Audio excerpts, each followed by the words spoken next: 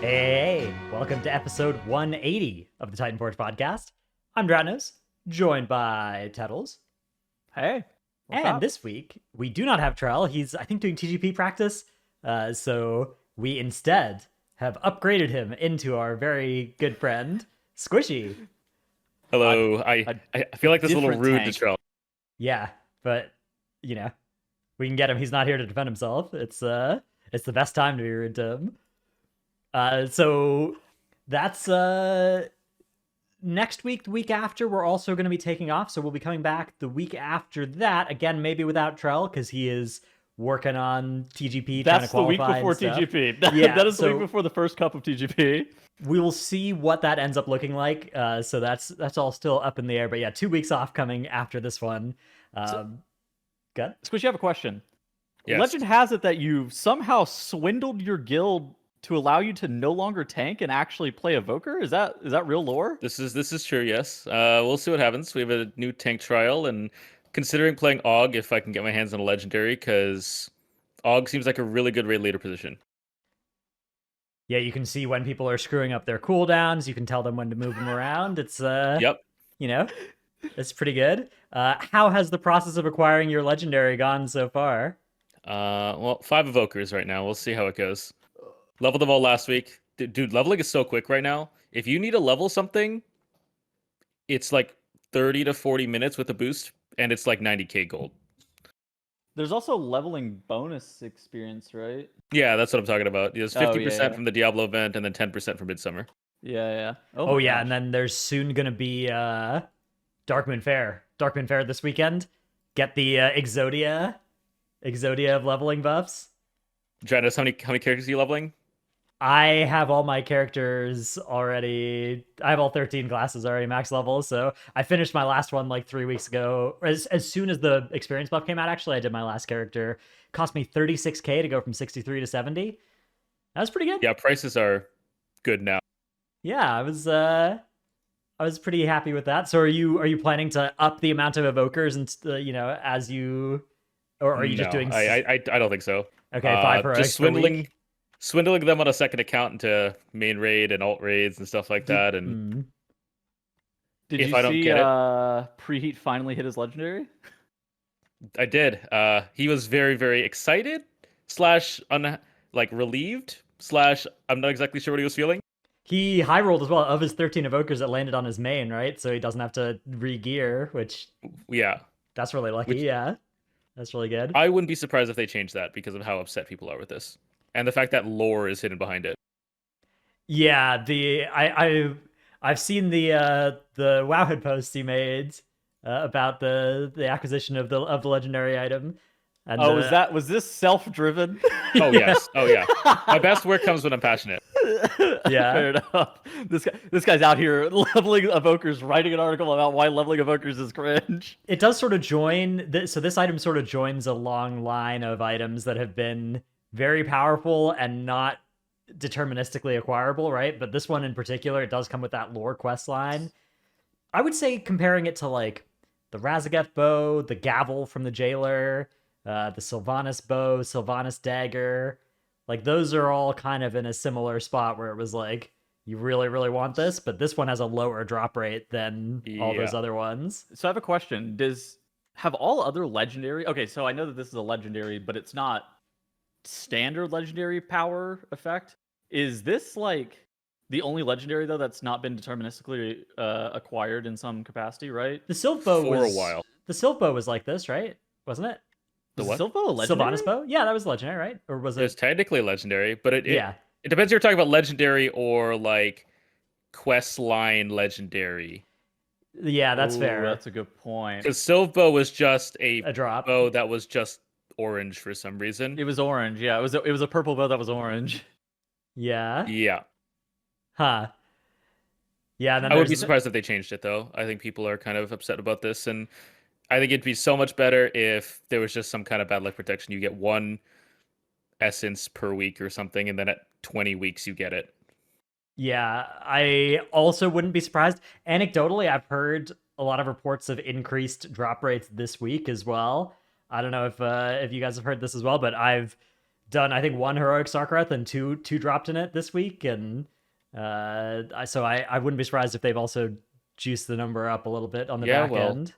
I killed Mythic Sark and didn't get it, so clearly false. Yeah, absolutely. Clearly false. God, he's so right. Well, he's So right, he's right. true. Dude, how did you feel about that Blizzard Blue post that tried to clarify the drop rate numbers on the legendary and didn't clarify shit? I wish Stratos was around because I would have loved to see his take on that. Yeah, We were doing the podcast or something. I'm pretty sure last week when it came out. they said it didn't affect things whether you kill or like you would get it just from your highest kill per week, but then obviously if you're rolling like 3 dice independently, you have a different odds than if you're rolling 1 die with triple the chance of the face showing up. Although you could simulate that, like they could on the back end have the heroic kill roll the normal die, the LFR die, and the heroic die. That would be the easiest way for it to do it correctly, but nothing has ever worked that way in the game before, so Just need more commas. yeah. They do need more commas. Yeah. Okay. So I guess in addition to the Evoker stuff, I guess quick what we're going to talk about today. We have the Nelth's Lair that we'll talk a little bit about as our kind of dungeon that we'll discuss for the week. We also have a bunch of news, though, that has come out over the past few days, such as the Mythic Zskarn nerfs, which came out, including the line, Dragonfire traps now activate consistently based on Zskarn's location, which led to a lot of confusion. I guess that's technically true. Well, to be fair to me, I called this as one of the possible things they could do, and my favorite way for them to solve this, which is closest and farthest to, because they could have done closest 4, they could have done closest 2 and no others, but closest and farthest has created the version of the fight that we now see on live. I actually quite like it, although it does have guaranteed bad RNG if you use the old strat that you might have used the week before, so you do have to do a little relearning. I think the best strategy, and you guys might have differing opinion, is to make sure that you just hold as many of the disarms as possible for like later on in the fight. And like more often than not, you're just gonna have like a section in the middle that's clear. You're gonna drag the boss to like right before the heads start arming, and then you're gonna use all of your disarms on the far side, and then just disarm it like as you're moving. Yeah.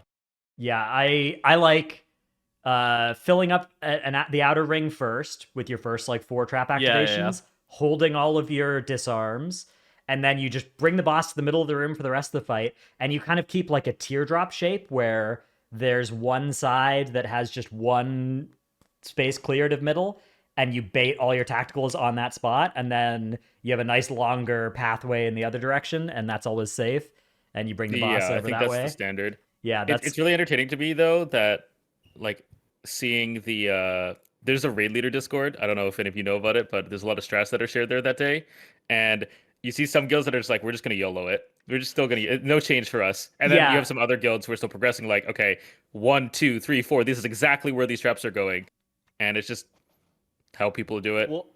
Well, I do think if there was like, if there was a liquid or echo or method or a template for what the strat should look like on that boss, it would make it significantly easier for those who are trying to progress it right now. Whereas, I mean, yeah, we're just gonna fucking YOLO it. It'll be fine. It's gonna die. It's gonna die before something relevant actually happens for a lot of our guilds. Yeah, I actually think the traps isn't the biggest change. I think it's the elimination protocol. I think the traps is whatever. Yeah. Like, it's nice. It probably helps eliminate some of the RNG if you were unable to heal it. But being able to take 2 lines and just not instantly blow up is fantastic.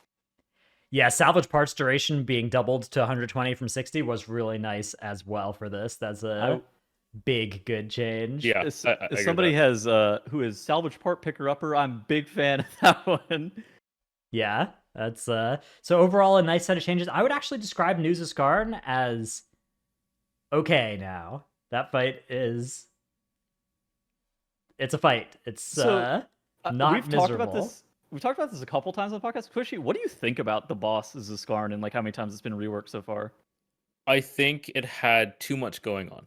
I think for what it was, in my opinion, a attempt to make a very non-deterministic fight, which is rather unheard of in WoW. And then it added on bombs, which added a 3rd tank because it was really frustrating to deal with as a tank. So I don't think those bombs needed to exist at all. The knockback interrupting casts is really, really crappy for casters, and I think it's just been a push rather than a full kick. I would have been down for that. Yeah. It's just small quality of life things that I feel like would have made the fight a lot more palatable. I think the traps were the least of the worries on that boss, but that's just because I think our guilds were able to handle it. We have somebody that kind of, okay, these traps landed here. Let's adjust our our safe line to rotate it 90 degrees so that we're in a new safe line where RNG didn't screw us. But I know a lot of guilds aren't able to pivot. They need this exact line. We're clearing this exact line, and we just got screwed by RNG. Yeah, I mean, I love reactive mechanics that you can't just have a pre-planned thing for. Like Anduin Blasphemy clearing with somebody the opposite color as you and like having to react to see where they are and doing that mechanic, using some YOLO brain cells, but Zskarn never felt all that, never really scratched that itch for me in its RNG versions. Like, the RNG traps were just kind of like, you knew the areas that would be bad for it to spawn. You knew if you had clears for it or not, right? And usually could save some clears for the bad spawns, but... I will say, though, that I think that like mechanics that are RNG are typically very bad for average cutting edge guilds. Like, not even just like average mythic guilds, just like average CE level guilds. It's like... Yeah, they're gonna struggle. Well, it depends on the type of RNG, right? Like the problem with the Zskarn RNG was that it wasn't like RNG there was a lot of counterplay for most of the raid. There were like 2 or 3 people whose job was to manage that RNG, and if those people's brains weren't glowing and huge, then you're gonna have a lot of trouble with them reacting to a pull going differently than usual, and everybody else in the raid was just gonna be powerless and watching the wipe. I mean, Anduin Blasphemy had to get turned into literally a heroic mechanic before many guilds were able to kill it, right? Yeah, which that was a different kind of RNG mechanic as well, right? Because like I wouldn't describe that as an especially RNG mechanic. That was more just like a brutally hard. But I will say I thought the CC chain on that boss was much harder than the Blasphemy RNG. Oh yeah, that's true. That was fun. I also think the Golem CC thing just didn't need to exist. Yeah. Dude. Oh my god.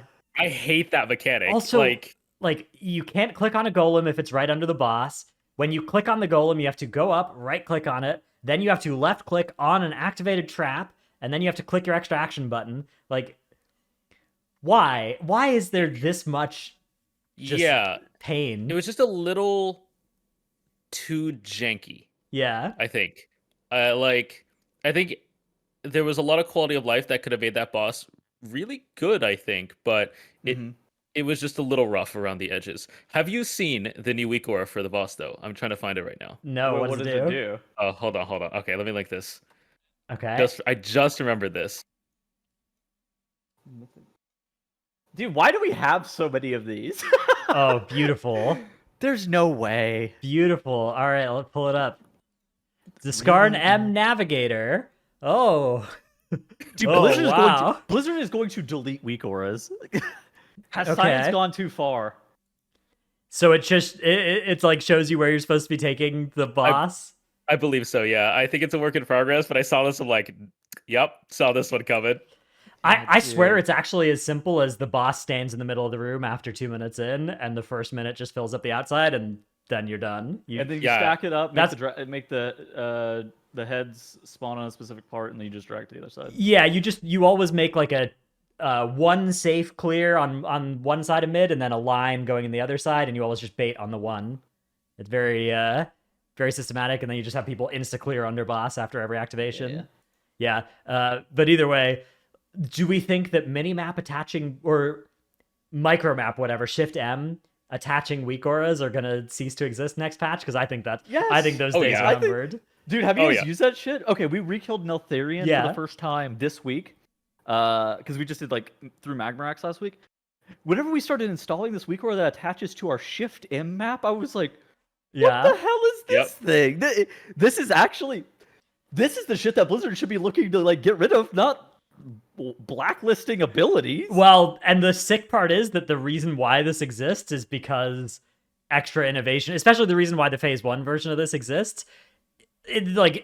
Would people have actually developed this if there was if the volcanic heart hadn't been a private aura? I think it's less likely. I mean, obviously, like I think it's still a probably, to be honest. it may have still ended up happening, but the part of the reason is that you need like extra knowledge of where all the spots are because you don't have the brain power to identify which number you are and also where that number's supposed to go. I will say I cannot believe that this portal Wikora also determines which portals are and are not in play. Yeah, That's not what it. No, that's not what it does. Does it not? It cannot track what's actually up. Oh, was Right. that actually just one that was consistent every single? Okay, maybe. Yeah, Yes. that's why there's A, B, C, D, E, F, G. Those are Yeah, like because I went to one that was spawns. I went to one that was inconsistent on Prague, and Yeah. then this most recent week I got sent to one that apparently was consistent. Yeah, Okay. it can't know, and you have to make the boss stand in a certain spot every time to spawn them Dude, correctly. But still, This shit's got to go. I Yeah. don't. I'm not a fan of that. oh yeah, Yeah, it's I love the wipe maybe 2 or 3 times the start of every night on Nelth because somebody's weak or didn't show up or yeah. Oh my god, we also my have list a isn't problem. showing up, guys. I didn't change anything. Like I don't know what to do, man. Yeah. I don't know. By the way, hot tip for any guilds that are struggling: everybody make sure that you have your ERT note showing. If you don't have it showing, it might mess something up. Always make sure that you have it showing. That's the first step of troubleshooting this kind of stuff. Well, at least check to make sure the ERT update got pushed to you, which you can check Also, by showing your make sure note. that yeah. Yeah, I because guess sometimes that's what happened. That's true. Yeah. Yeah, I agree. I think solving those mechanics with a weak aura like that is not. That's not good. Those weak auras shouldn't be able to exist, and mechanics that need them or are heavily improved by having them are also generally bad. I don't know, like phase 3 portals. I don't know if those would be super good. I think they're okay without the weak aura, like doing them with. But the thing is that like when we did them without a weak aura, we did them with a raid plan, which was basically just look at a monitor with a map Yes. and then go and stand. Like it was basically the same thing except without having it move with our character. I don't know if that's like a more satisfying solve. I guess it's maybe a little bit better, but it's still If we're not getting like you into were YOLOing. If we're getting to this, I think the problem is that one, they don't give you enough time, and because if you're dying the entire time, if you stand at Yes. the portal early to claim it, you're dying like Yeah. very very fast. You know, if the mechanic was you have 8 seconds, standing in it does no damage, like then maybe you have a chance because then you can kind of sort yourself out. Right. You know, people get in as soon as possible, sort yourself out, and then fill in the remaining ones. But because I don't think you can stand in there for more than like 2 seconds. I These can't. people go far. These people stay near the boss, like that kind of thing. And then you right? kind of Yeah. just sort it out amongst yourselves, and that's fine. But you're dying, so you can't. They don't give you the time to do it. I think any mechanic that players go, yeah, we need a map for this. I think that there's something that's wrong. Yeah, I mean, I will say I guess I prefer the weak aura to my guild's progression strat, which was literally to have this on another monitor, right, and then just tab over and like, you know, look at this for all the phases of it, right? Like, that was not good. Oh God. Yeah. All right. Other news: we have the myth track has been confirmed to be retroactive, which is not surprising to me, but is good news. Which means that any items that dropped at base 441 or 444 will upgrade to 447 using just one Aspect Crest per step as well in Season 2. Aspect Crest, notably, you also get 3 per Dawn of the Infinite clear, which is pretty nice. Oh, really? Yeah. Actually, a lot. Yeah. So that's... Like 3 full crests? Yeah, 3 full crests. You get 5 per boss, 10 from the last boss, and there's 8 bosses, not so... 5 fragments and 10. It was buggy numbers on the last build before, but that's the numbers it's supposed to be apparently. But yeah, so this means that doing M+, if you are interested in farming M+ for rewards, if you need end of dungeon gear, you can do it on 17. If you don't, you can do it on 16 and just spam those dungeons at the lower key levels, spam them faster, and get Great Vault gear that can still be upgraded to 447 and get more crests per hour. And yeah, you're going to have to invest 2 crests into each Great Vault piece that you do with this method, but you might profit, especially if you're not going to risk depleting, which you might on a 20. Yeah. I think this might kill 20s. Yeah. I've already done more 16s and 17s this week than 20s, which was not true even last week, even when we thought this change was probably coming. Yeah. I think there's a slippery slope here. How do you guys feel about 20s being the level of like dungeons that you needed to do anyways for for like I most think it's about optimal right for rewards. Mythic gear. Dude, it feels so hard though. Like Yeah, just for like average groups to do 20s. I mean, it's not like I mean, it would still be correct during progression, right, to like be doing 20s because I guess once you run out of Aspect Crest as a limitation, that would stop being true. But I don't know. In future seasons, especially if they nerf the crest acquisition, which I wouldn't be surprised if they do, it's still going to be right to go for the 20s for the first while in the patch, and just later on down the line, you'd be able to start doing the lower level keys faster. I don't know. I mean, I think it's okay that 17s give you the same as 20s but require upgrade mats to do it, require more upgrade mats to do it, right? Like I feel like that's a fine benefit of doing 20s is that you save yourself effectively a bunch of crests. Maybe there should be more to it, but you still do get the teleports as well. Yeah. I think this is good for raid. I'm not sure how this is going to affect Mythic Plus. I mean, right now 19s and like the 16 through 19 range is pretty much dead. I just don't. I think this might just shift the dead keys to like 18 through 20s. Right. 17 and 16 are definitely really good numbers now. 20 is still a good number though. Like that's still the number that saves you the crests.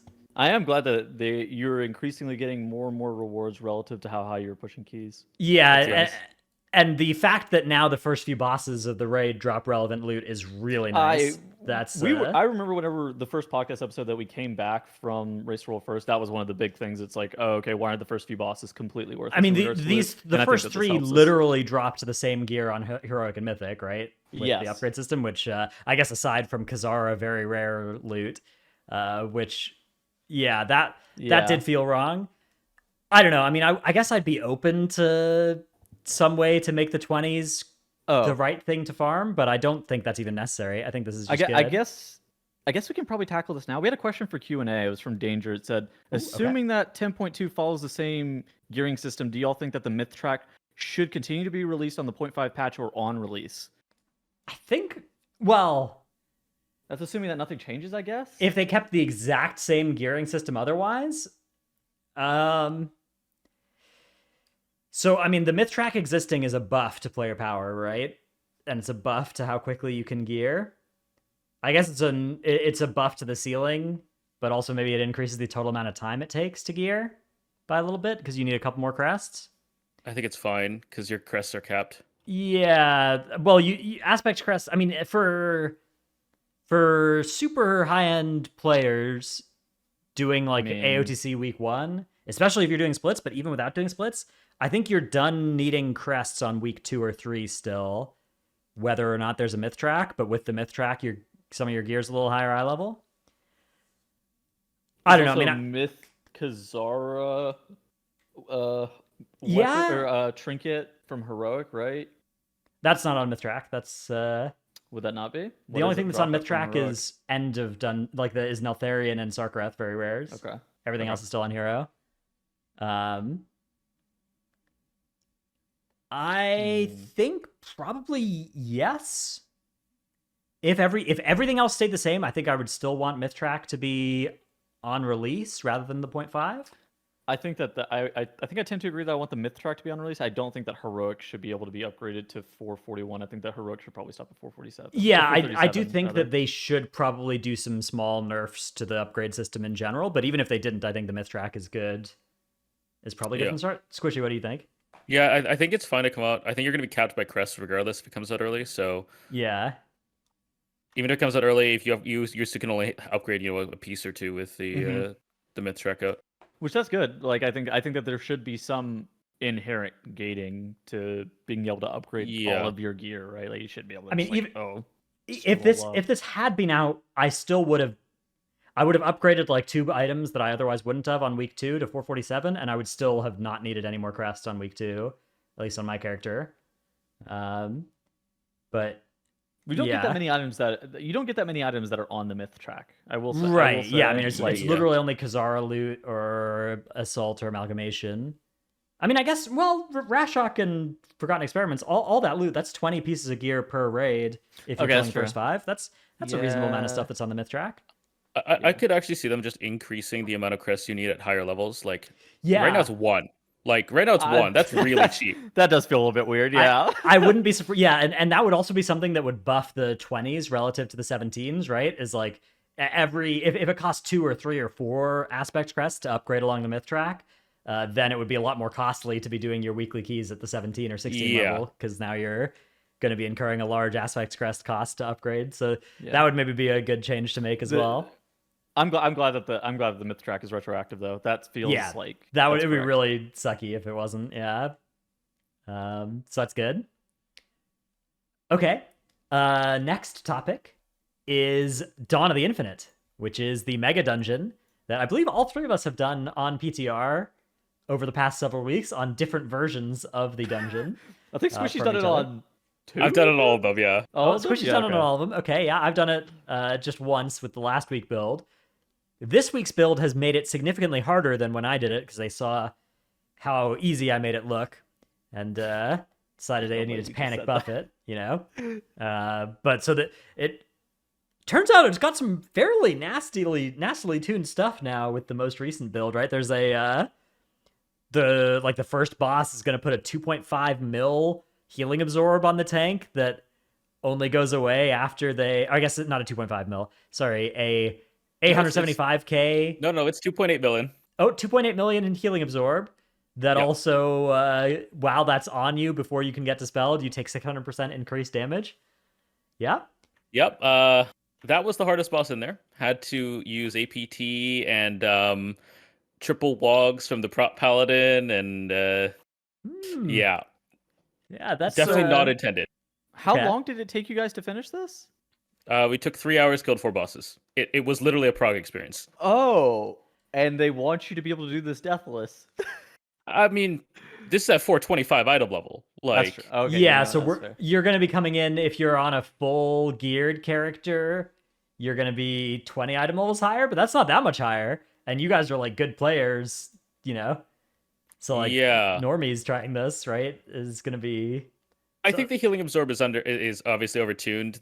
They buffed 2 different things that multiplicatively interact with each other, so that'll probably be tuned down. But the boss themselves, they felt like prog, like mythic bosses in terms of tuning for 425 item level, which is incredibly fun for me.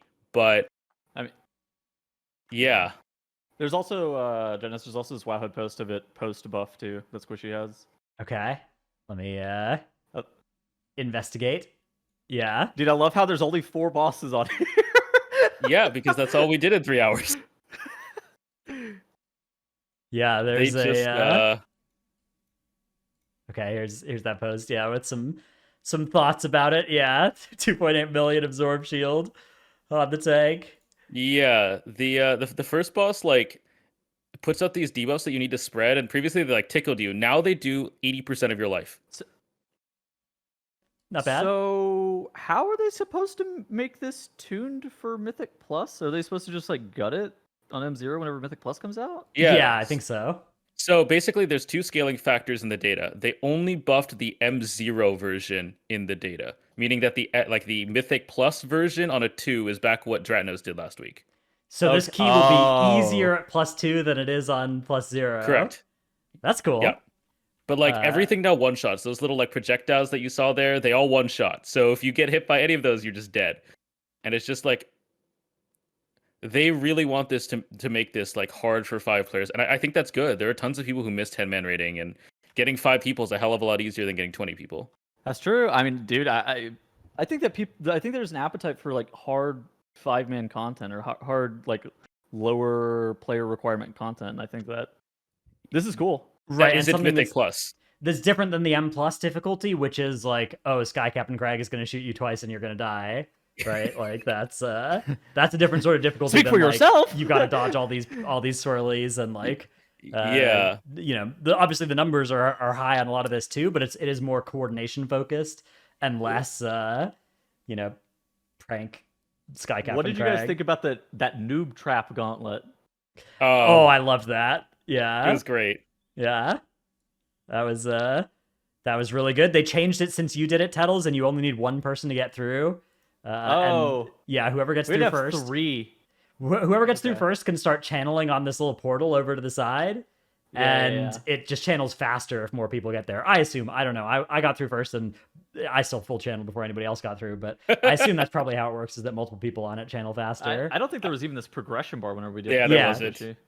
Yeah, so I think that's a good way to do this because that gauntlet is nasty. That gauntlet took several minutes for several group members of mine. Yeah. Yeah. If you go back to the just the other three bosses really quick, just to do a brief description of them. Like the second boss, I think basically you take triple damage if you're in the lighter zones than you are in the darker zones. The darker zones like are slow times, so you take slower, and the faster zones are fast times, so you take more pulsing damage. And it's just like, I don't know how you do this fight as a non-dragon, because we spent the entire fight for 5 minutes rotating around in a circle. Well, you do also want to stay in the slow zone because there's the Elisand ring style mechanic this right here. If you're in the fast zone, those things are coming at you at Mach 7, and you're like, okay, I'm not going to be able to dodge that. What? There's also the expanding rings. Don't you want those to go off? Over here. Yeah, exactly. You want to bring those into the fast zones so that they can explode and be faster explosions. Yeah. That fight's going to be so hard. Yeah, this boss has 62 million health. And we had Triple Dragon with Triple Time Spiral, who can actually like DPS on the move for the entire time. Like, what do you do if tell us, how would this fight feel on a Boomkin if you had to rotate around in a circle the entire time? Well, I'm gonna stand there, and sometimes I'm just gonna be in the fast zone, and I'm gonna start. I think you just damage somehow. You just run quickly through the fast zone in the other direction, right? No. I stand there and let. Like you can just run to the right really fast and get through in a couple seconds. I think that criticism is valid as to like how are you supposed to do this as a caster? Because we were in slow the entire time, and our healer was by the end of it. Okay, there's a lot of damage. Okay, well maybe this isn't built for people like me. Yeah, that's true. That could be true. That could be true. What about the third and fourth bosses? Anything you wanna? Third boss is pretty straightforward. Yeah, it basically just has a debuff. You need to put it on the tank, and the tank gets hit by the frontal. If the debuff times out before you pass it to another player, then you get MC'd for 45 seconds, which kills you. But I mean that's basically this fight. It's not that bad. After that second boss, this was not that bad. Yeah. And then how about Eridikron, the last boss of Lower Dawn of the Infinite, when it becomes a keystone? This felt like a raid boss. 100% felt like a raid boss. You have this giant mechanic that you have to soak, and then you have to protect Chromie by soaking her from soaking with the meteor, and then you have to do this like a minute-long shield absorb phase. Yes. Where you have to stack as a group and move together, and if you get hit by a single spike, you just die. So it's gonna start here. It's a 21 million absorb shield that you're taking ramping damage the entire time, and so your healer has to heal you while you're just basically trying to burn through this shield that you don't die. And it felt like so much like a raid fight, and it was actually kind of sick. So I thought this was the last boss of the dungeon. No, this was the last boss of the first half. Yeah, it's the last boss of Lower Dawn of the Infinite. I thought we did this guy last. I don't know why I thought that. No. Well, it's in the similar area to where you fight the last boss of Upper, because there's a cool little time sequence where you kind of go back to this area at the end of that dungeon, and then we get too. And then we get the dragoons to come and help us. And Yeah, us up. Against Chronolord Deus. But I think this is the cooler boss by far than Chronolord Deus. It absolutely is. Yeah. Then you have a cone, then you have adds that spawn, and then he has a final stand. We don't see many final stands in WoW. Yeah. Yeah, it's so cool actually. And Chromie, here, I'll skip ahead. Chromie it's hops at the very under bottom, the boss. the next video. Okay, yeah. Chromie hops under the boss, and you have to get in the bubble. It gives you big benefits, but then the boss is just ramping damage on you as well. And you gotta, this damage is insane. It's like 150k a second.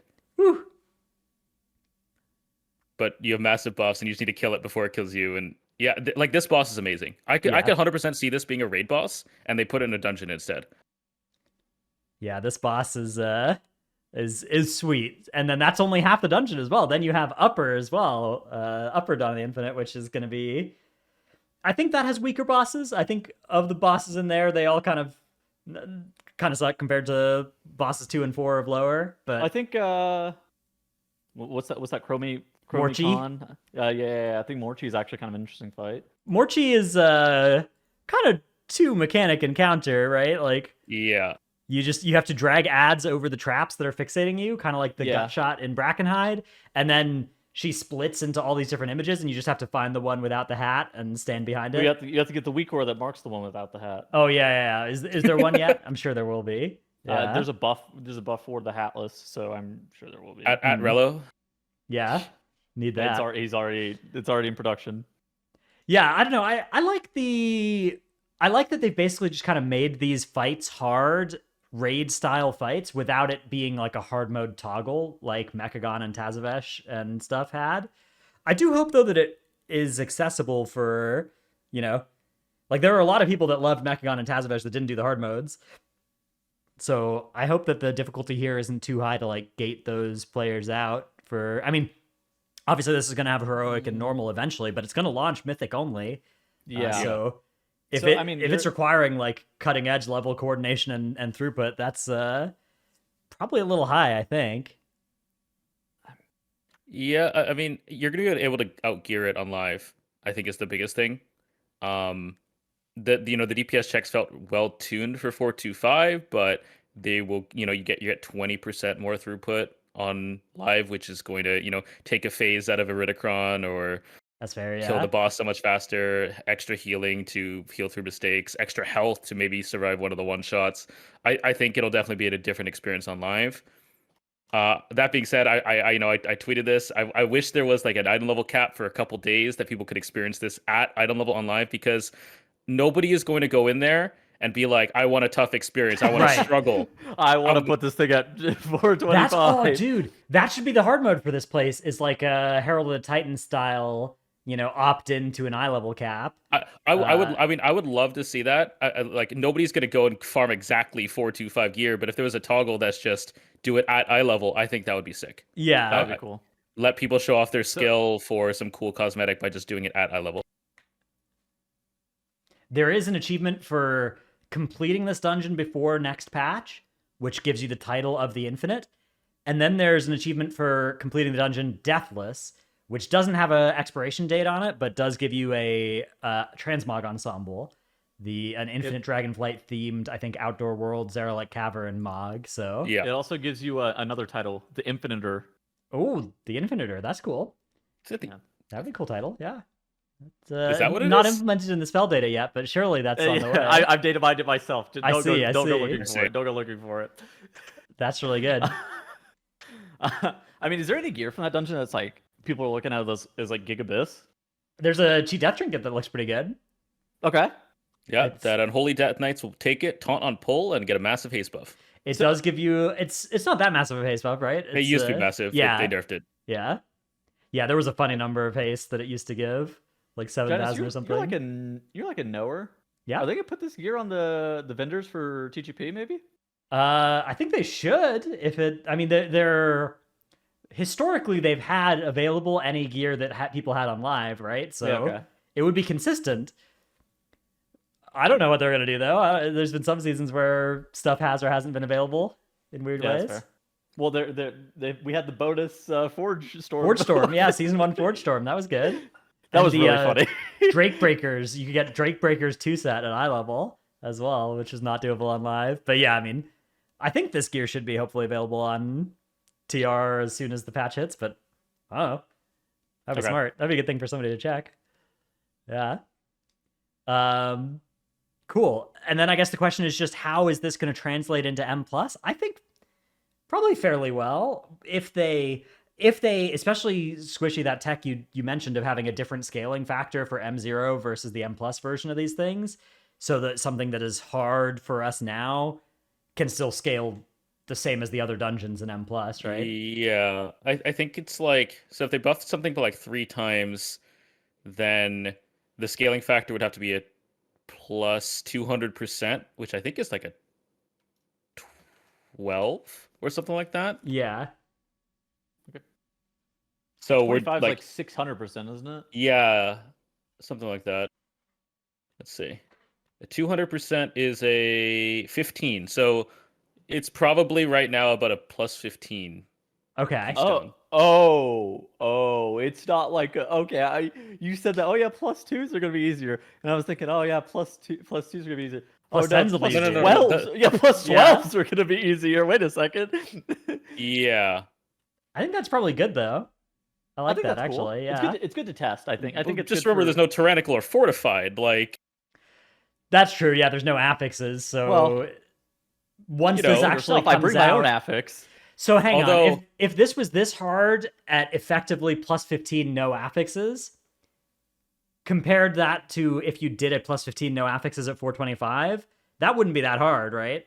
That wouldn't be as hard of a progression encounter. So maybe it's still going to Yeah. need some nerfs to bring it into line with whatever other I- dungeons are in the season. do you know what Well, really that- suck? The that's last boss, so you know somewhat that you get to the final stand, you just Yeah. don't have enough damage. You just wipe. Yeah. Like final stands, very cool for raid encounters, progression encounters. For Mythic Plus, I feel like wiping to a final stand ain't it. That's Well, true. I do think that's actually... I think it can be. I think it actually can be pretty good for Mythic Plus to wipe to a final stand because we don't see it that often, right? Okay, that's fair. I think if it was used very frequently in a lot of Mythic Plus dungeons, I think you could actually find it kind of annoying. I think that the fact that we... I mean, When was just the last time I generally, saw it? raid fights are fun when you do wipe to them. M plus fights or mythic dungeon fights, you don't want to wipe to the dungeon boss 10 times before you kill it, right? Like that's already a lot. Oh yeah.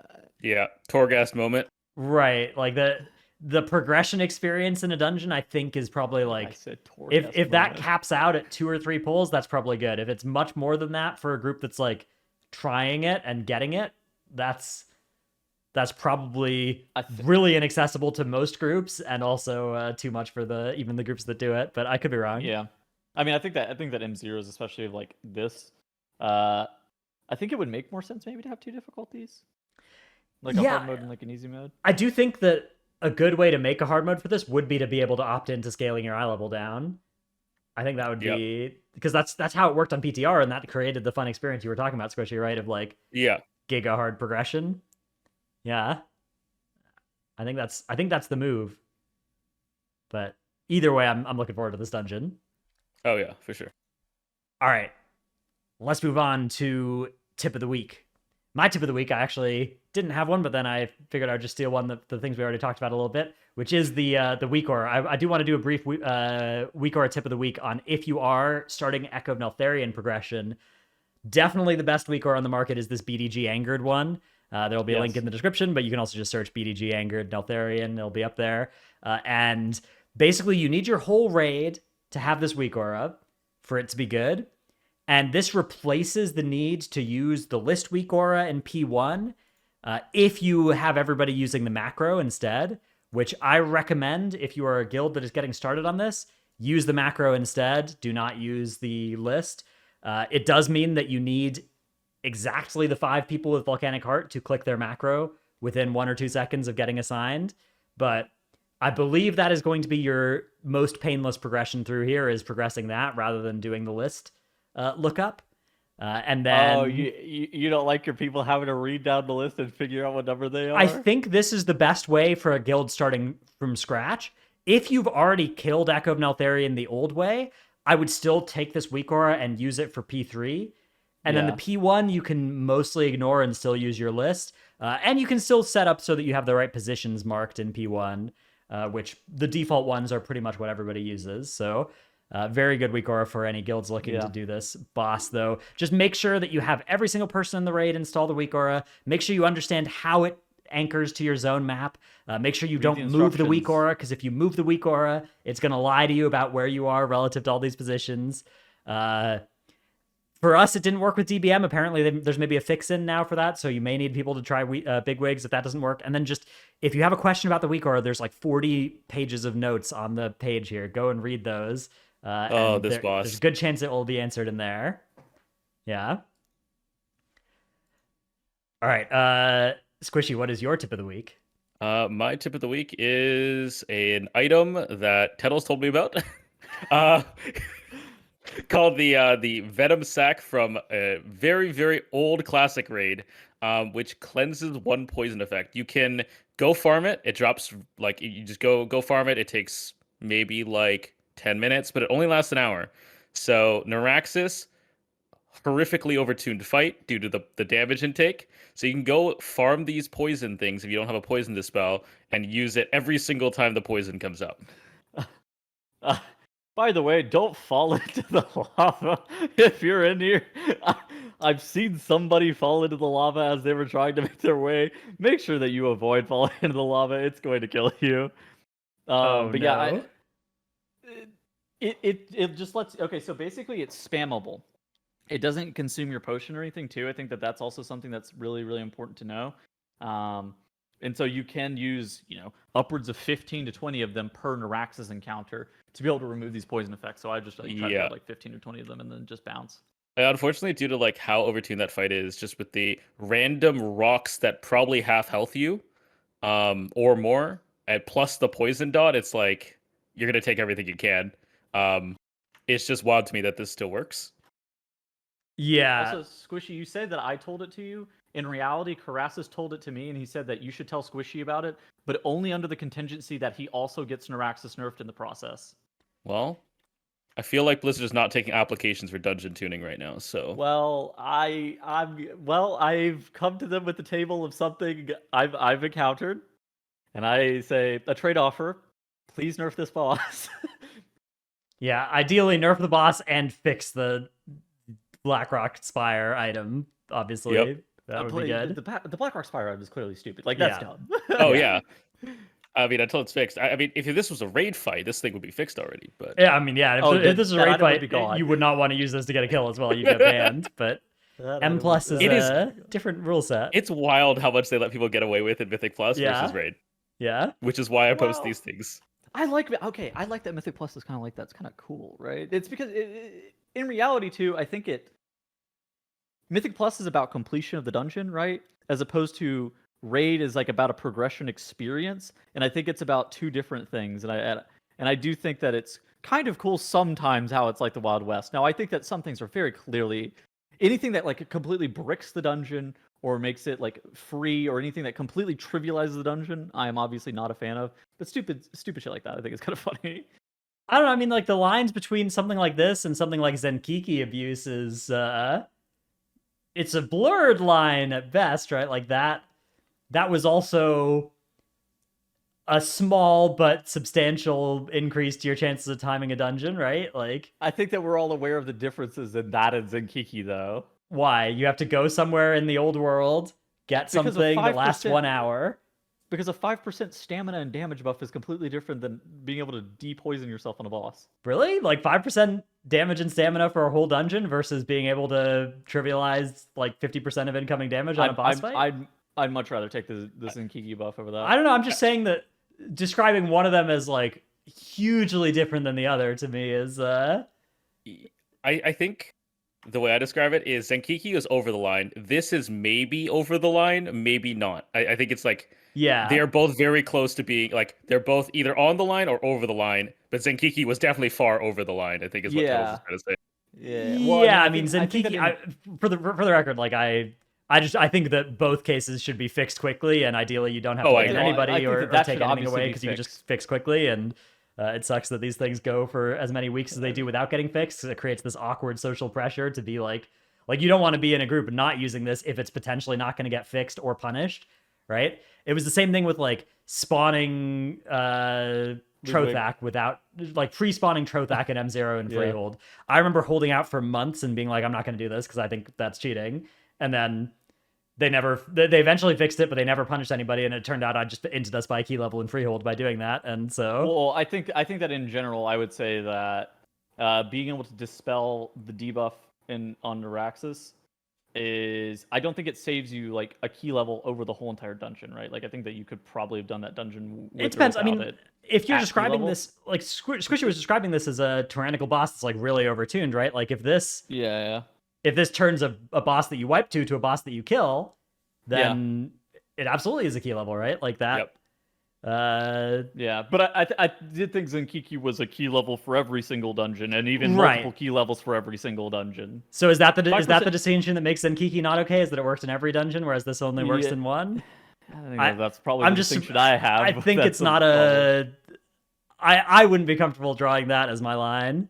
Yeah, I I'm mean, not sure that that's my line, but I think this is like okay enough that it's one boss. It's gray. They'll probably fix it. That's fine. Well, I just Yeah, want them to fix. I just wanted them to fix the boss, anyways. I don't care. I don't care about the fucking the sack. Like I think that's stupid. I think the I boss is agree. dumber. Yeah, I think that it's I do think, given context, it's also a little bit different because you're doing it directly to because Duraxis is really dumb. yeah. I mean, but like, I guess the argument is like, oh, players shouldn't get punished for exploiting this boss because it was too hard. Dude, boss. Well, all I'm gonna say is if there was something that removed bleeds that was spammable as well, I'd probably be taking that into Ultimate. Yeah, to me, Venom Sack I think is over the line. I think anything that is self-contained in a dungeon is pretty fair game to Blizzard. Anything that is Yeah. outside a dungeon brought into the dungeon, I think is probably over the line. I would tend to Like agree all with these that, starting at the last boss, Temple of Seth Rallis stuff. That was over Like, the line as that well. was good IMO. tech. That was good should have tech. been. That was not but they're good never gonna tech. like ban or exclude people for that. I feel like, despite how powerful it was, just because it was self-contained in the dungeon. But yeah, That was so stupid too. Yeah, I mean that was like 5 key levels of difficulty saved as well. It was wild. I do tend to agree that the stuff that's self-contained inside of the dungeon is more reasonable, and I think that's why people got super annoyed about the misdirection plague boar stuff, because that was a misdirection bug that affected the plague boars, as opposed to it was a plague boar bug. Right. Yeah. Although that one, did work without having to go to vanilla content, which That one was also is a difference dumb in as hell Zeniki too. or the toxic patch Yeah. or toxic Yeah. sack. Yeah. I don't know. It's always an interesting discussion point. I'm sure there'll be a bunch of civil comments about it in our YouTube. You probably won't comments. get you won't get banned by using it though. That's yeah. Like I think that this is probably pretty safe. Like I doubt they're gonna take action against people using this, but I do think it's not that different from Zenkiki. If you're getting action taken against you, I apologize, and I'm also getting action taken against me. So that's just how it goes. Sometimes it'd be like, I mean, sometimes M plus be like that, right? Like, you gotta I decide knew what I was tech you're doing. using and what I knew you're what I not. was doing. Like Yeah. that's true. All right, Tettles, what is your tip of the week? Actual tip of the week as well, not a clip of the week here from you. Oh yeah, That's yeah. We got that's cool. We had a nice tip of the week. Sticking with our theme of Nelth's Lair, Rockmora ad prediction week aura created by Karas is telling you how many ads you're going to get on that boss. So just very quickly, I mean, we're probably going to talk about it. Sometimes you get 3 ads, sometimes you get 4 ads on the boss. It's not always super clear based on spell queuing how many you're going to get. This week aura does a good enough job of telling you the sets that you're going to likely get 4 on. Sometimes it's a little bit off. More often than not, it's correct. So very valuable week aura. It's linked in the podcast Discord in the week auras channel as well, so you can go get it there. So there you go. Bang. Bang. All right, let's move on to our discussion of Nelth's Lair, which I guess we have talked a little bit about 2 of the bosses in our tip of the week segment already, but we can start off here with first pull. Which I guess my first question here, Squishy, have you been like tanking keys this season still, or have you been doing like dev evoker keys mostly? weekly 20. That's about it. Okay. Yeah. So not. Yeah, leaving the tank mantle behind a little bit. Okay. So I will be our resident tank, and you guys will be the DPS perspective then, perhaps, now that you're swapping over to Evoker. I think we need to get you back on sometime in the first few weeks of Evoker as well and talk about augmentation, just how it's actually been playing once it comes out, because that'll be fun. But of course, definitely. not in the game just yet, because I do wonder how it would play out in pulls like this. I think that spec is going to be quite good in dungeons if they don't nerf it anymore. I don't know. From the logs I've been seeing, at least, it looks like it's still doing pretty competitive damage. Yeah. Yeah. All right. Anyways, that's side topic. Main topic, Nelth's Lair. First pull of the dungeon. A lot of people go pretty big at the start of this dungeon, and I think it is safe to go reasonably big here, because most of the mobs aren't that dangerous, and they're dangerous mostly to just your tank. And you got a lot of CDs here. I would say, I think even on Fortified, you probably want to hold the Lust for Rockmora. I don't know what you guys think about Lust and Nelth's Lair, though.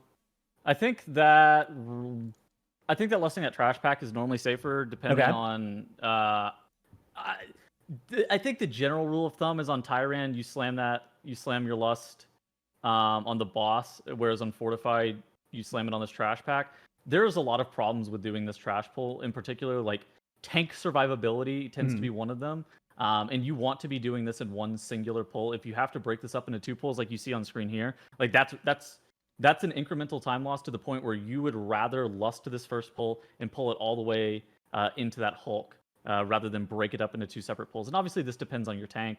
These skitters do just the most damage in the dungeon. They do like 75% of the damage that the Hulk does or the Nashers do while there being like 100 of them. So your tank is under a lot of pressure whenever this pull is going on.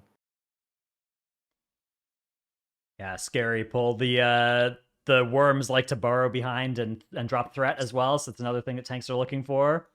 So I will say there is a way that you can bait the worms back into melee because, like you said, they burrow behind you. So if you're watching the timer and say you have like a nameplate tracker for the timer on the burrow, if you spin your back, they can actually burrow just like straight back into melee, and it makes it a lot easier for your tank. Obviously, you're gonna need your whole group to do this, but it's not something that you see commonly done outside of like top groups, but it does help your tank a lot if you're doing it.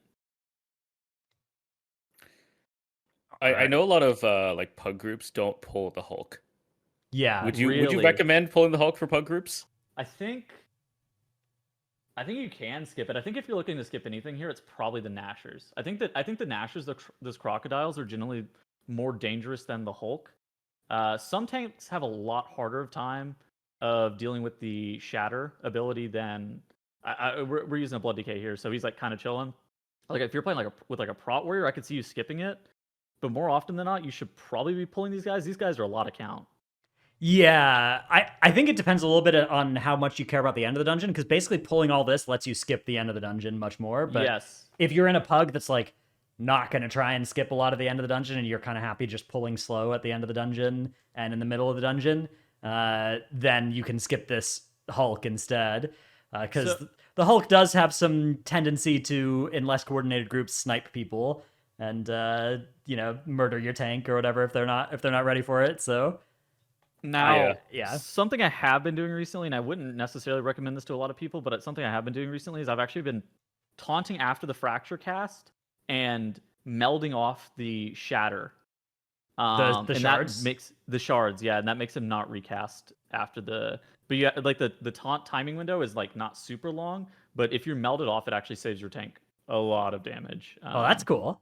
It's good tech, but again, if you mess it up, then you're gonna hit the whole group with shards. Yeah. That's funny. But like that's why I wouldn't necessarily recommend it to all people. But I'm just saying it's good tech. Yeah, I believe your tank can outrange it too if they can manage to get out of range in time, but like it's pretty far. 45 or 50 yards away that you need to be. Yeah, you guy- gotta like as soon as you get knocked back, you're like double leaping away or something. Yeah. Yeah, which that mob books it, so it's Yeah. kind of hard. Yeah. All right, then first boss, Rockmora, Scourge of the MDI, soon to be Scourge of TGP. Hopefully we'll see some power from Rockmora in competitive esports once again, as we did the first time. Dude, this boss is a yeah. beast. Like this thing is still so hard. I would say that generally just like this boss is more often than not, I feel like won or lost at composition selection. If you have like what are good classes at killing the Skitterlings?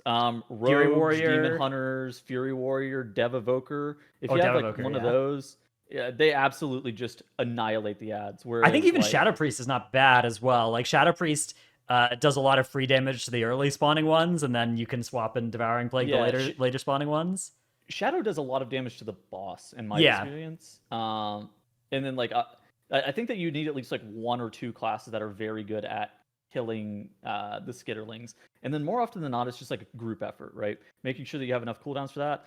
I would say that if you have multiple beacons in your group, saving a beacon for the set that has 4 of the ads is more often than not what you want to do, and that like ties into the Karasis weak aura that we were talking about earlier. If you have the Karasis weak aura, you see, oh yeah, we're getting 4 here. One person should be called to deploy their beacon on that ad, and then it's like it makes it much safer. Yeah, that 4th ad is consistently spawning on the 2nd set as well, which is the most deadly one because it spawns the closest to the Shatter, giving you the least amount of time. It's always the 2nd set for like even in your 20 keys, you'll get that. Yeah, fourth it's- one. You and Okay. I was gonna say, Squish, you and Karasa did some research as to like how the ads spawn, right? Because for a while there was like a misconception as to how the ad spawned. Yeah. Yeah, they just spawn with an ICD of every 5 seconds, basically. They spawn Um, on the boss taking damage with an ICD of 5 seconds, so effectively every 5 seconds, right? But like, you could stop dam. In like high enough coordinated groups, you actually don't always get it on the 5 second ICD because you have people who are freaking out, looking at their timer. They're like, "Oh my god, we're getting a fourth here," and so you're like hard hitting the third Hard ad, and then it's stop. like, okay, the fourth one actually didn't spawn. Huh. Yeah, but realistically, yeah, they basically just spawn once every 5 seconds. Because they spawn on the boss taking damage after that ICD is up, right? they spawn on everything except for yellow belly hits. Wow. Okay. Yellow So- meaning special attack. So you can like melee can auto the boss, it'll summon, but if you like Crusader strike it or something, it technically wouldn't Okay, summon. so But like set the boss to focus, have your focus Crusader strike macro, and you can There's just no way we we can just- DPS this boss and not spawn any ads. Is that what you're saying? yeah, like I'm pretty sure dots don't either. Dots definitely do not. I know that for a Yeah, fact. it's Because, like, let's see. It procs on a melee swing, a regular ranged attack, a ranged ability, a harmful ability, and a harmful spell. So the thing it's missing is melee ability. yeah. Okay. And then it's like sometimes in our group we will be like panicking, waiting for this fourth ad to spawn, calling for, oh yeah, we're gonna need to beacon here and whatnot. And it's like, oh, we didn't get the fourth ad. We actually hard stopped on the boss apparently. Okay. Interesting. Yeah.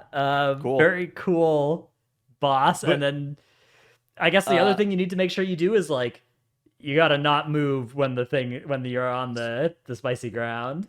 So yeah, the shatter ability, it blows up the ads, and like the ads are normally the hardest part, but the ground effect is also very dangerous. So you can see us hanging out in the water here.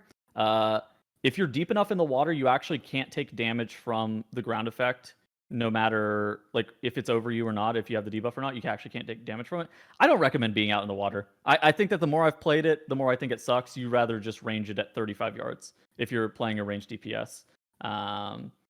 Now the shatter is physical, so you can like bop it and whatnot. But yeah, you want to make sure that you're not moving in that ground. All right, so after this boss, there's some skippable trash right away that you can do a bunch of different pulls of pelters and breakers. A lot of groups will skip past all this stuff here, but it's also an option to fight it and skip a bunch of stuff later, right? So again, this is doing this trash like doing the start of the dungeon trash is basically saying we think the end of the dungeon trash is the worst, which I think is true in high keys, but it is harder to skip than this stuff, right? This stuff you can skip by just walking around it. So in some groups, that might be the thing you're more interested in doing. Squishy schooled some kids on the competitive WoW subreddit about the pelters recently. Yeah, okay. Pelters are bad. I mean, if you didn't need to pull pelters, I'm pretty sure you still wouldn't pull pelters, but you definitely can't kite them anymore. That's for sure. Yeah, I mean, so I think the misconception on the WoW Reddit, they were talking. There was like a PSA. Apparently, if you don't target the pelters with your abilities, they won't disengage away. In addition to that, if you want, your tank can kite them out, and then they won't throw their rocks at you, which is no longer true. So I guess part of that is true. If melee or tanks don't target the pelters, then they won't leap. All ranged DPS / ranged healers can target them, and they still won't leap. So it's only a melee thing. But you can't kite them, and that's definitely a lie. Yeah. I don't even know how much not targeting them helps. I feel like they're the thing that needs to die in a pull, especially on a double pelter pull. Like, Is the pelter. yeah, like don't target it, and then okay, we won't target it, so it won't leap away, and then we'll die to double pelter. Yeah. So just kill the pelter. If it leaps away, go chase it. Meta for high end groups now has just been skipping this double pelter pack, and then some groups even on like it depends on what it is. On fortified, sometimes they'll even skip the double pelter pack that's inside the boss room, and just play that boss on the far side of that pack, and then not do it. Yeah, Pelter's the nastiest mob in this part of the dungeon, and very, very, very lethal. It is pretty hard to avoid pulling the double Pelter pack in this room. You can do it, but I would say if you're gonna skip one double Pelter pack, definitely skip the one further down and do the one up in the boss room, because this one is pretty likely. If you need to skip it and then you accidentally pull it in the boss fight, it's over, right? Like your key is For gone. sure. I will say that, say you're playing a Shadow Priest or like a Healing Priest or something like that, and you're getting absolutely rocked by these pelters, you can just walk out of range. It's like 50 or 60 yards on their pelt. But say you need a couple of seconds of reprieve to get healed back up. This is probably particularly true for Clothwares. You can just walk away from them. I think it is 60 now on their range, Yeah. so you do have to walk reasonably far, but it is doable. If you do outrange them, you will also outrange your Evoker healer if you're playing with one of those, so that's a downside, but you can stay in the range of your other healers, potentially. I would say that pulling the breakers is normally fine. I would just make sure that you try to have a weak aura for the breakers, knowing when the avalanche is coming out. Yeah, because like getting out of it, they added a texture for the avalanche, which is great, but like still kind of a pain in the ass. The texture doesn't save you from dying; it just lets you know that you're about to die. Pretty much. I move on the weak. If you look at what I'm doing right there, I move on the weak aura popping up. I don't actually move on the avalanche texture. Oh yeah, if you're moving on the avalanche texture, it's way too late. It's just so that you don't die to what did I die to? Like that's pretty horrible. Yeah. So you know what killed you. Yeah. All right. So after that, then we have the boss Ularog, which there's a few things that are funny about Ularog. One is if you're near the middle of the room, the strike hands can be spawning in weird ways. So don't stand near where the ground texture changes. Or else those hands can do funny things and spawn right on you. That's something to be a little bit careful of. The other is as the tank to spawn these totems, you want to twist the boss 90 degrees clockwise after it casts the first totem. I think it's clockwise. The other way. To Which the way do tank's clocks right. go? Clocks don't go that way. Yeah. Yeah, counterclockwise. Or 270 degrees clockwise. And then you can make sure that the two, because they spawn, the first one spawns on his left hand, the second one spawns on his right hand, something like that. So you can always get your totems stacked up perfectly. Did you know if you have enough players at range for this, it actually will never go in melee or the tank? Yes, actually sick. On the strike, the hands. The hands, yeah. Yeah, that's good. You also you only have to move like 1 inch for the hands to not hit you. You actually don't have to move that much. Yeah, I was what to say, because they close in. You just need to move out of the center point. It is like the dead center that you need to move out of. Then of course, somebody has to follow where the idol's going. Funnier mechanic, whatever gets screwed up. Do you guys do that in your groups? World marker? And follow the idol. Oh, yeah. Yeah. Yeah. I think they nerfed that phase enough that other than losing time, I'm pretty sure you can kill everything if you don't follow it at this point. That phase does not do damage anymore. Yeah. I have done one key where we have killed all 5 because we were busy killing some trash or whatever. So we ended up just guessing, and we guessed the 4 that were not the correct one. So sometimes he cues into spawning those idols right before he goes down, and sometimes he doesn't. If the idols spawn, I literally just stare at the shell game, and I'm like AFK wrathing those idols. Like I'm not even paying attention to what's going on with them. I'm like staring at the shell game. Yeah, that's a good move. Waiting for the warlock pet tech to come back. Oh my god, the pet taunt trees into blueberry taunt into the boss doesn't go down. Yeah, that was sick. To trick the boss into not doing its phase. Do we think that's still possible? It was like a frame perfect taunt or something, right? I've seen it. Okay, I've seen it once since they stated they fixed it in Legion, but it was not this expansion. I saw it once in Legion after they stated they fixed it with trees, and specifically, I haven't been running trees at all this patch.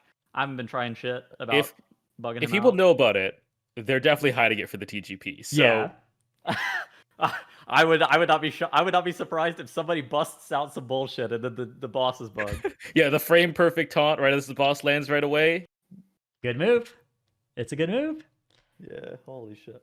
All right, so after this we get the this part of the dungeon. I don't think there's much to talk about with this track. Yeah, you get some crocodiles, some gnashers or whatever. They mess your tank up. You stop the grubs from finishing their cast. I think there's like an AoE slam that one of these mobs does, the Grubmaster or something, that you need to watch out for. Yeah, that's true. It's around the tank. It's not actually on the Grubmaster itself. It's always around the tank, so you have to watch out for that. Yeah. I think the only question in this area is, are we supposed to lust Ularog or Neuraxis? I think that I think that Ularog is much faster because you're going to be able to Lust Argurul. Yeah. But I think that Neuraxis is by far the safest option, and this key has unlimited time if you play safe. Yeah. Also with the basilisks, if you dodge the bleed or parry it, it just will never cast the bleed again. It'll cast the start, and then it'll just never cast it again. All right, so rune weapon on pull. Rune weapon on pull. That's big. Because that bleed will screw up your tank, but Yeah. just dodge, and then you'll just have mobs that follow you around doing nothing. All right, so then we have Neuraxis, which we've discussed a clever use of game mechanics that's available for. You also want I to would make use sure that that, you yeah. drop your puddles in such a spot that they will actually connect with these devouts. Yeah. So look at our markers here. We're using X and Moon, and if you drop it beneath the Devout, you actually don't have to do any damage to them. If both of them get debuffed, you can just force them to. They'll just die to that debuff. This works great with things such as Ursula Vortex, or like, I guess if you have a DK, they could run out of range and grip it into the puddle. Like that's possible, but I wouldn't expect it. But like if you Ursulas them into it, it's really chill. Yeah, that's important because you do need to be doing as much damage as possible to the boss, because this boss is, very nasty. So all cooldowns. That's the first puddle of every single set. The third puddle of every single set should be dropped in such a way where your tank will not get eaten by the spiked tongue unless they're playing a DK, which in that case they could Death Advance it. But Yeah, I mean this fight is just damaged. There's so much damage. Like you can suddenly just watch a person at 60% health just get chunked to 10% just with no warning because of the rocks that come down, and it's just crazy how much damage it does. I mean that's why this fight is super dangerous, because you have the poison on you and then you have physical damage from the rocks, and depending on the class you're playing, you can get absolutely smoked by those mobs. Like if you're playing, again, like I think a healing priest is the one that's the most susceptible to it. They have a chance of just straight up dying to just throw rocks. Prot Warrior can spell reflect this boss, right? Oh, I haven't played a Prot Warrior in this dungeon. They used to be able to. Prot Warrior can spell reflect this boss, and it'll be like their top damage by like a mile. What do you reflect? Is it the spiked tongue, or is it just the wretch? Poison. It's the wretch. Yeah. Okay, nice. It's the poison dot. You reflect it back onto the boss. I think my warrior has successfully avoided this dungeon to this juncture. Been playing freeholds on that character. You know how it is. Freehold that Underrot. Interesting. Oh yeah, I've already got my vial of animated blood, so I don't need to go Underrot. But yeah, those two dungeons primarily. Okay. End of dungeon then. We can see you're already at 90% count in this run. That's the benefit of pulling all the stuff that you did, which means you don't have to pull as much from end of dungeon. Mind Soothe is enough to let you skip past like all the stuff here at the start, right? If you don't want this. Yeah, we just do all this garbage. Like, I think that this pack that we've soothed by, and maybe this pack on the right, are both doable if you really need to. It's not ideal by any metric.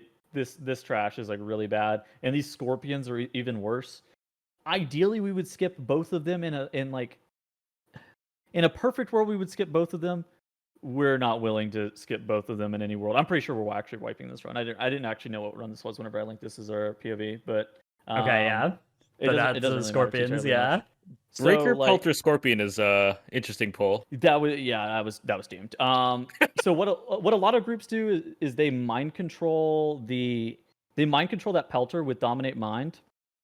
That's on the Scorpion, and then they just do the Scorpion solo, and then they just do that Trapper solo, and then they meld skip off the other Scorpion pack. Get like life gripped into melee to spawn the crystal spikes in a good spot, and then they kill the last boss. Yeah, so it's sort of like knock it hold, right? Last boss, or I guess you can do this in freehold now as well. You pull the trash pack that's linked to the last boss. Somebody pulls the boss, you meld, and that avoids that trash. So yeah, definitely an Glad they option. kept these packs faithful to their old diffidifficulty. Yeah, Holy they shit. are really. They nasty. definitely did. Yeah, that's how we used to do it in Legion as well, right? Like you used to skip these things in Legion too. Yeah, I will say that there's also some tech for how to spawn the Charskin ad on the final boss. The Charskin ad always spawns on the boss's left foot, correct? Sorry, I'm asking two tanks. I've been looking for an answer. It's I'm the pretty not sure hammer side, yeah, which is left. Yeah, foot. I think it's left. Yeah. Okay. Yeah. So yeah, you always make sure that his left foot is like pointed into The spike. the shard, Yeah. and so then it instantly stuns it. I think for the first, second, and third ad, you probably just passive cleave it and then let the second spike re-stun it. Mhm. For the fourth one, if you make it to the fourth set, there's some weird spell queuing on this boss, and you need to pop every offensive cooldown probably on that char skin in the first stun because you're only getting 2 crystal spikes sometimes. There. Yeah, every rotation, the boss summons the ad later and later. Yes. For whatever reason. So the first rotation, he summons the ad right after the crystal. The second rotation, he frontals, which how many times has that crystal died in a run with a tank? A lot. He frontals and then summons the char skin. And then the third rotation, you're sitting there like, where's this ad? And then he eventually summons it like halfway through the face. He summons it, and then you get the second crystal like halfway through that char skin stun. Even and then you're like, yeah, what? I have never seen the fourth because I just haven't pushed high keys, but like, it's gonna be later and later. It's like a Tyran only thing, or like a Tyran plus a death kind of thing is when you see the fourth. But it's like every offensive cooldown has to go into that char skin because you're only getting 2 crystal spikes. That shit. Or you could just honestly, you could sack a player to the char skin during the magma wave and then just B-res them. I don't know how reasonable that's going to be. You could like more often than not, like even at high keys, you kind of just commit on the boss. You just don't really. But if that char skin isn't stunned, it does infinite damage. Oh my, like, dude, it is ridiculous how much this thing does, and you can't even grip it anymore to like get it into the thing. It just, if it's walking, you're dead. Just assume you're dead. No grips, no knocks, no roots. They made that thing immune to CC. I was just like, what do they expect me to do here? Yeah. Nasty fight. I'm surprised actually that that's another fight where I think just it feels off. I don't know. Well, I think that's a fight that you really want lust for, but you never have lust for. Right. That's a fair way to describe it as well. Yeah, and when it first released, that you had that like gout of flame thing that just like hit 2 targets, did like 80% of a person's life, and then stacked. So like if you just didn't kill it by the second high and you just died. My favorite nerf to things is whenever they go, yeah, this was too much, so we removed the mechanic. Yeah. It's like, oh yeah. So now you only have 1 or whatever. It's like, oh yeah. Yeah. All right. I think that's it for our Nelth's Lair look. It's a fun little dungeon. Hopefully some changes on the way to some of these boss encounters. I like that dungeon. Yeah, that's the thing is I actually don't mind it either, although it's a good 20 key. It is a good 20 key. It is I think Neuraxis is the big outlier, and then also the Pelters to me are the other big outlier. Neuraxis and the Pelters would be what I would be changing about this place. But yeah, I guess maybe the Dominators as well. Yeah, I would accept the char skin not killing you instantly if it walks 2 steps. Yes, that would be a good change too. I could be down for that because if you notice that he's gonna start walking, Zephyr and every personal gets popped up. Like, oh god, it's like if your tank doesn't know exactly what to do with that thing, yeah, you probably just die, and that's exact kind of unfair, I think. Yep, I'm not a huge fan of that. Yeah, the punishment doesn't quite fit the crime there. Yeah, agreed. All right, we have a couple. The last thing, the boss moving doesn't actually hit that hard. Yeah, I feel like compared to the ad. So yeah, which is good because some tanks the boss does move because some tanks don't have stuff for every landslide. When the boss moves, it also AoEs. Yeah. Kettles. Really? You've probably been playing with tank with Death's Advance active for the landslides, which is quite good.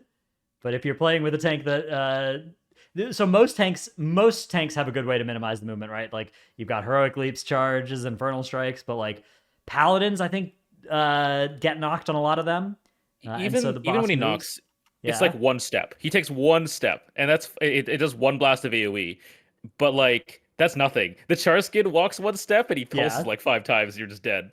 Yeah, which does make sense. The char skin is a lot bigger. Like infinite dam on pull. It depends. I mean, it depends on how you move him on pull, but he does do a little bit. But there's some like grace to it as well, where it seems like it pulses only once every few steps that the boss takes. Oh. Whereas the char skin, it pulses more on a shorter distance. Dude, I thought those two should be reversed. Yeah, I thought he was just blasting you whenever he was running. No, that's what I'm saying. Like the boss moving is like whatever. Yeah. Huh. Okay, I see. I didn't know this. What the? All right, we have some Q&A questions to get to, but first, we have some supporters over on the Patreon to thank. They include, this author, Squishei, is single-handedly getting every trick to make M+ easier fixed. Dude literally sits on Twitch, stalling the high key pushers, and makes posts about anything that makes it easier. His nickname should be Cancel Fun Detected. Is this a copy pasta? Was this a comment under This is one a copy pasta. That's That's a good. Wowhead comment. It's a Wowhead comment. Yeah. That's a good comment. That's a great comment. On the Venom Sack article. Cancel Fun Detective, by the way, for reporting on Venom Sack. Fun Detected. I love flying to Blackrock Mountain every time before I do my Nelth Lair key. That's my favorite thing. God, I love Lower Blackrock Spire. Lower Blackrock Spire. Yeah. When I was recording that video, I was like, I don't know how to get to these spiders. Dude, Hold on. you Let me ask Bomber Squirrel. you what did you ask me? You go, which Blackrock Spire? And I said the lower one. Yeah. The second Tobey Maguire Spider-Man hits harder than I remembered. Never Nude, Ja, King of Skills, Dratnos' Dino Pillow, Chromed, Trekkie, Chewy. My birthday passed a few days ago, but instead of being sad of getting older, I had an epiphany. The amount of a life sentence I need to serve is also lesser now if I commit a crime. That's a glass half full mindset. Salty Senny, ZivXX, Necris, Tankdill, Nevuk, EV Year of the Spear is extended into 2023, bless up. No Trick, I forgot I was subbed here, Dymat, Rework Mistweaver. In secret, Neltharion developed a bun that could hold 2 hot dogs. For this, the other aspects murdered him. Don't believe the Titan's lies. Open your eyes, Azeroth. Nyx, oh, that's where the tier was at. Gallic, Brusif, Dratnos Abyss, Sleepy Feels Good Man, M Sanity, Xena, Rogue's now good enough for Prog, but still bad enough to be sat for SLG, bless up. Red Color, youtube.com/workbringer, Alphabet Soup, Druid Friends of Nevermore, #1 Simsky for Trelsky, Lurka's back in the States, but was he ever really gone from our hearts? Milk, Sifei, Pone, Windwalker Monk Steal with nerfs by rolling with the punches. Thesaurus.com is a powerful tool. The Marsh Hare, Mage Rework Waiting Room. Thank you for listening to the Titanforge podcast, as brought to you by Daddy Dratty, Grampy Trelsky, and the Tuttles Effect, TM. Big Head Small Brain. King's Honor, fellow Horde. It's me, your newest guild member. Juniper. Demo Lock Goes Burr. Dorky Guide for Vengeance DH is a vibe. Time to reroll back from DPS again. Rat Run. Jatto and Honey Chunk forever. Chauncey. That moment when your tank says, now where's my ranged at, during Jade Serpent Dragon Boss and bricks your key. That could be changed to Dard Rule with That could be. Landslide. Where, yeah, it also works on Rockmora. I- Rockmora's got a nice frontal too. I have been griefed by the Rockmora frontal before. The best part is when it comes out when you're on the ground that kills you if you move, so you can't live either way. You know which one's actually the worst one? The Treemouth frontal in Brackenhide Hollow. That one is like 0.5 second cast too, and it's like, oh holy shit, he's killed me. Yeah. Feral Druids in the MDI, you've got to be kidding me. Oh, you don't have that yet? Boom. Sire Dematicus graciously thanks Blizzard for easing back on the Demonology PTR changes. The small mammal living in Dratnos' shirt. Sapphire. Dratnos, is it a Pop-Tart flavored corn dog or a corn dog flavored Pop-Tart? That's a good question. Dennis? There's some, I don't want to reveal any trade secrets here about the manufacturing process. It's a secret recipe. Rework DK's Please Blizzard. I will buy you a chocolate milk. And is it me or is Tettles a real life Fry from Futurama? Okay. Let's see. Let's move on to Q&A. Our first question. Okay, wait. Hold on, I have a question. Are you guys going to BlizzCon? Are the tickets for BlizzCon normally this expensive? This is the most expensive they've ever been, I They were think. 200 in 2018, and 230 or 220 in 2019. Okay, so they're a little bit more expensive. They probably outpaced inflation a little bit, but not by a huge amount. Probably. Dude, Yeah. I'm surprised how expensive they were. I saw that, I was like, what the hell? Yeah, I mean, even if you want to go to BlizzCon, but that's a lot of money, you can also just go and hang out in the hotel lobbies and not actually buy a BlizzCon ticket and get much of the experience as well. And that's what all the PvPers do. They actually go to BlizzCon, but they never actually go to the convention. I actually like the convention. I don't know about other people. I find the convention kind of cool. Yeah, it depends. I mean, it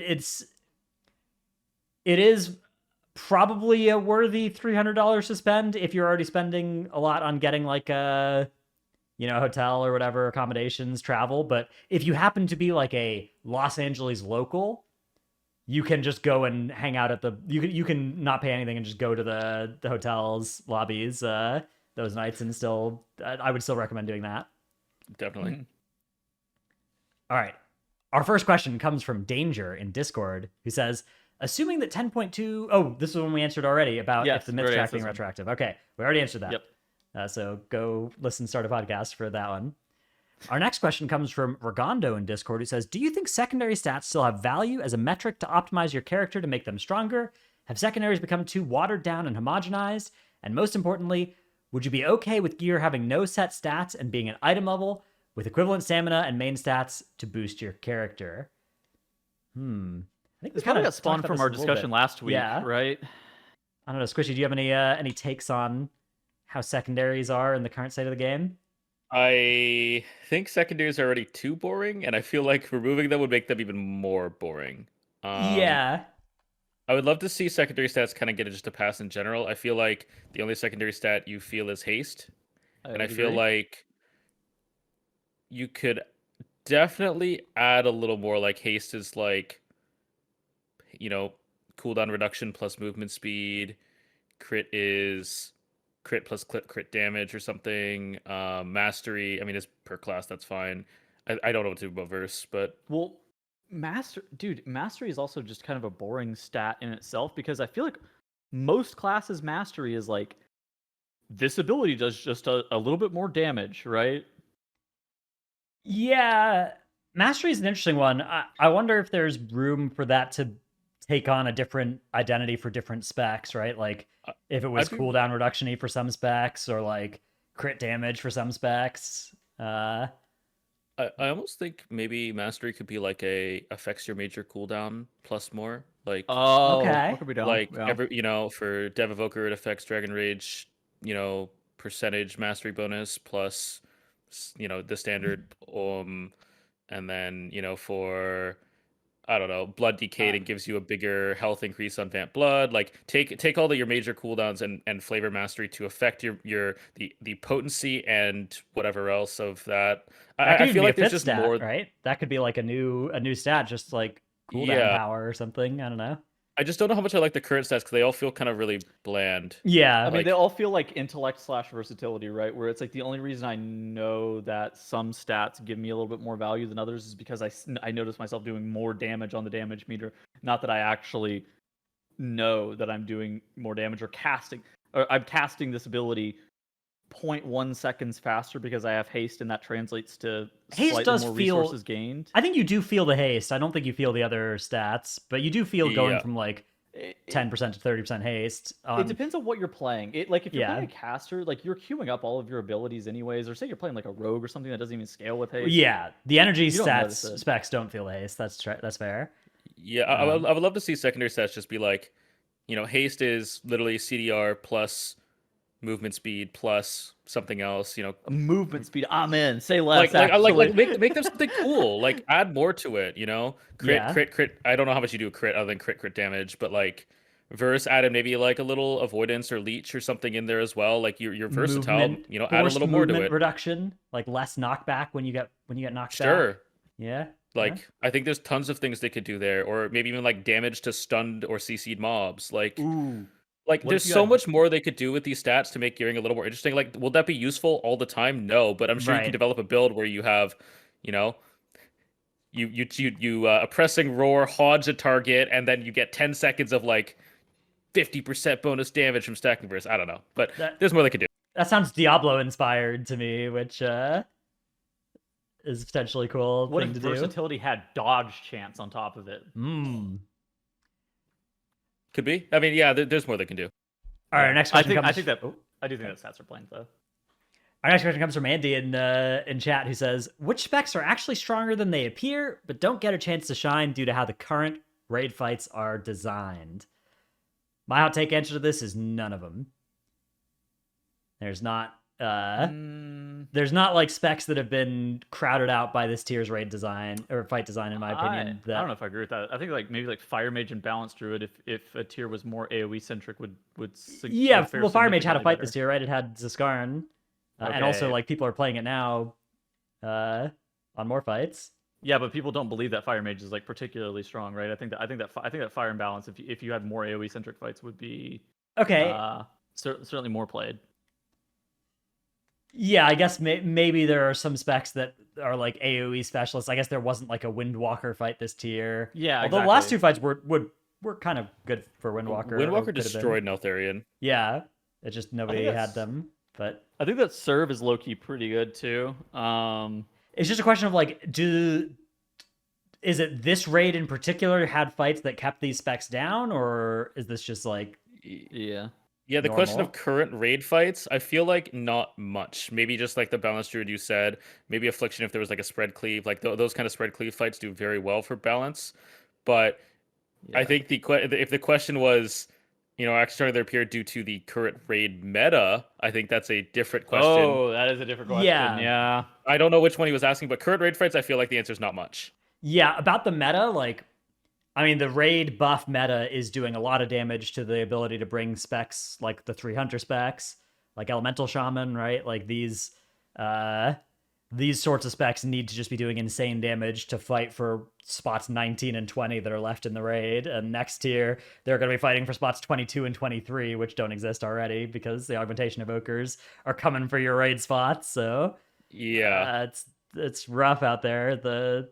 But that's not like raid fight design. That's what do you think about design. Bear Druid in raid? Yeah, Bear Druid definitely suffers from the raid buff side of things. Although if they keep making every single Druid spec stinky, that is good news for bears. that is really good for Guardian. I don't think Bear was bad this tier. Yeah. It couldn't go Dwarf, but like unless you were running exactly double Bear. Or like Bear DH, you were fine because the other tank could just do it. What about Bear Prot Warrior?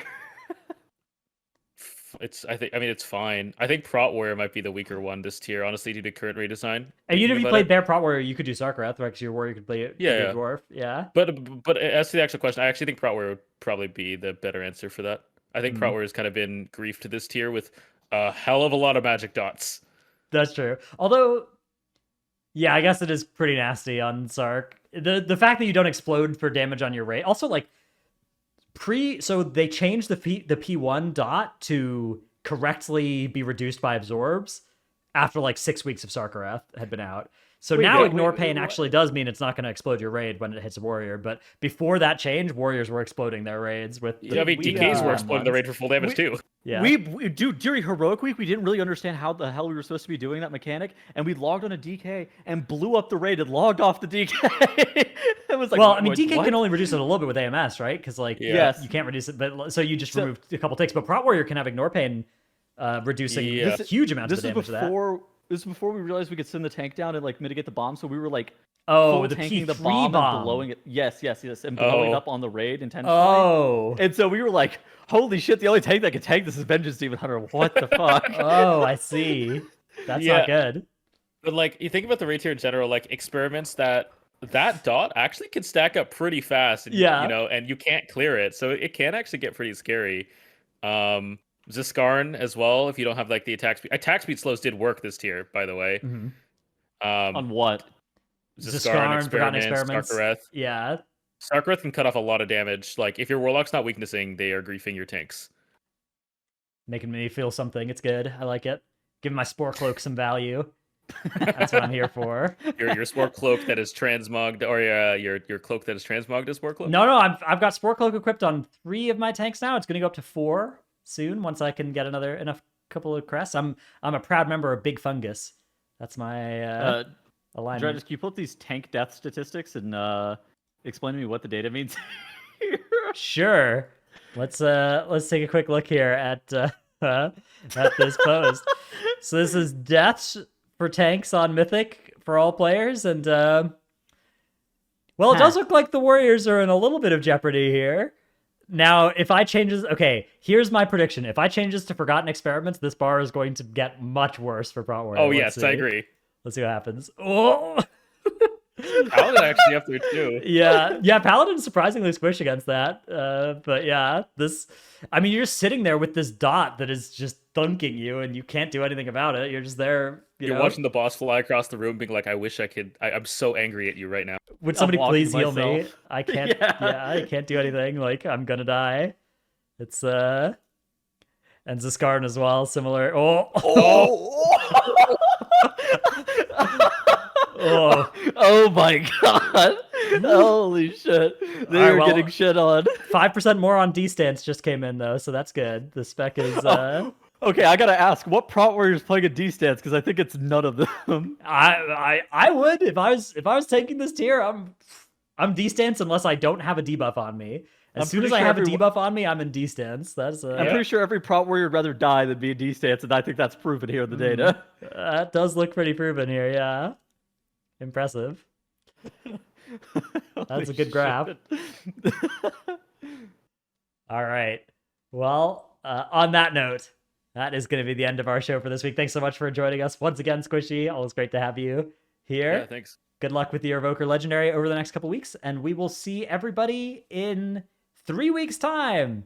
Next Titanforge podcast will be on Thursday, the 20th of July, is the current plan. 1 day before the TGP. 1 day before TGP. Cuddles will probably yell about how much he hates Augmentation Evoker and how it's taking his job. Yeah. I probably won't care that much. All right, well, that's the end of the show. Bye, everybody.